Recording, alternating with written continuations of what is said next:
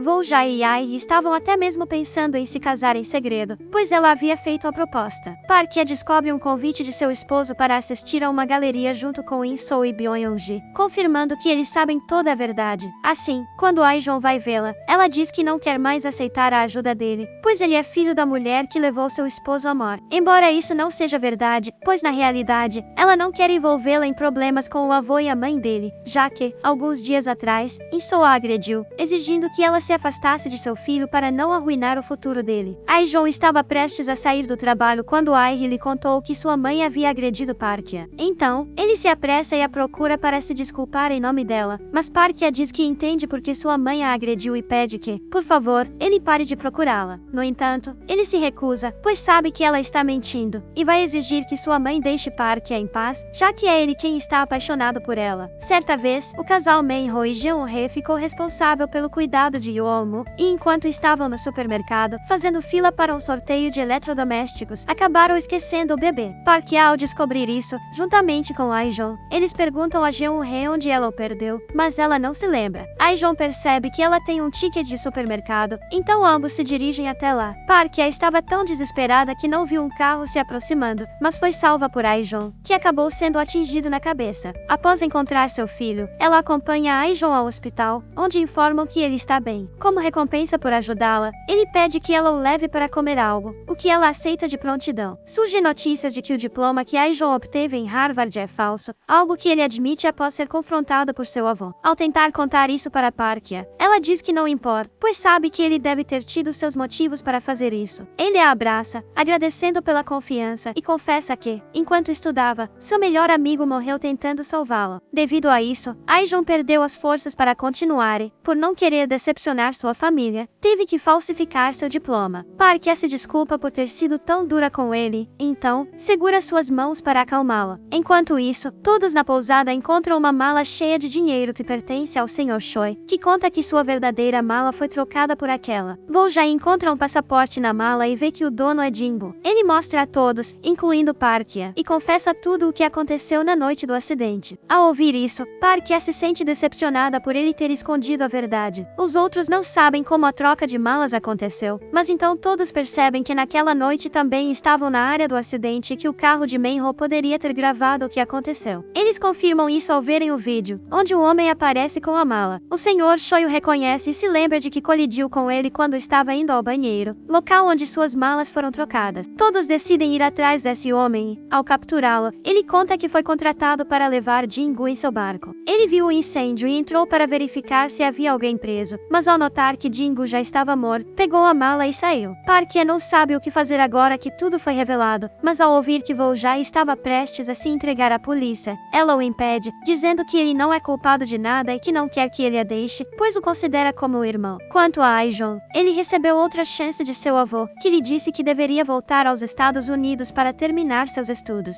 No entanto, ele estava em dúvida, pois isso significaria deixar Parkia. Sua mãe então procura Parkia para suplicar que ela rejeite seu filho, e Parkia concorda. Aijon conta tudo para Parkia e diz que, se ela pedir para ele ficará. No entanto, ela decide fazer o contrário. Com isso, ele desiste e começa a preparar tudo para partir, enquanto Woo-jae e Ai experimenta as roupas que usaram no casamento. No trabalho, Parkia tinha adormecido e, ao acordar, viu que tudo estava em chamas. Enquanto Aijon estava a caminho do aeroporto, ele parou primeiro para se despedir de Parkia. Lá, ele viu o incêndio e, por sorte, conseguiu salvá-la, embora isso tenha feito com que ele perdesse o voo. Aijon então diz a Parkia que ela deverá assumir a responsabilidade, o que ela aceita, pois já não pode mais esconder seus verdadeiros sentimentos por ele. Afinal, foi o grande coração de Aijon que a conquistou pouco a pouco, embora ela não pudesse admitir isso antes, pois não queria arruinar o futuro dele. Aijon se apresenta diante de sua família para revelar que não se foi porque está apaixonado por Parkia. Seu avô o expulsa de casa e do trabalho, e sua mãe, culpando Parkia por toda a situação, quase a atropela. Embora tenha conseguido parar a tempo, ela ainda lhe dá um tapa na cara. Parkia, no entanto, não pretende desistir de Aijon e decide continuar até o fim. Assim, ele acaba morando com ela na pousada. Chega o dia do casamento de Woo-jae e Ai, mas ela estava muito confusa, pois agora que seu primo foi expulso, ela tinha a oportunidade de se tornar a futura presidente da empresa. Ao contar isso à sua mãe, esta manda alguns capangas machucarem Woo-jae, que acaba ficando gravemente ferido no hospital. Ai descobre o ocorrido e diz à sua mãe que, se algo de ruim acontecer a Woo-jae, ele será capaz de tirar a própria vida. Aijon permanece na pousada cuidando de Yeon-mu enquanto Parkia cuida de Woo-jae no hospital. É nesse momento que ele encontra um pendrive dentro de um velho sapato de Jin-gu. Ao ver o que continha, descobre que ali estavam todos os dados contábeis do desvio de fundos, confirmando que tudo foi obra de sua mãe. Ele a confronta e exige que ela se entregue à polícia, mas ela se recusa, alegando que fez tudo aquilo para conseguir mais ações, as quais seriam úteis para que Aijon se tornasse o futuro presidente. Aijon não consegue acreditar em tudo o que sua mãe fez e começa a se sentir culpado, questionando-se se deveria entregar o pendrive a Parkia. Ele teme que, se ela descobrir tudo, seu relacionamento acabará. Antes de tomar qualquer decisão, ele compra muitos presentes para ela e o bebê. Parkia sente como se ele estivesse se despedindo e pergunta se algo está errado, mas Aijon não diz nada e apenas a beija. Por outro lado, Eugene se torna a namorada do presidente, né?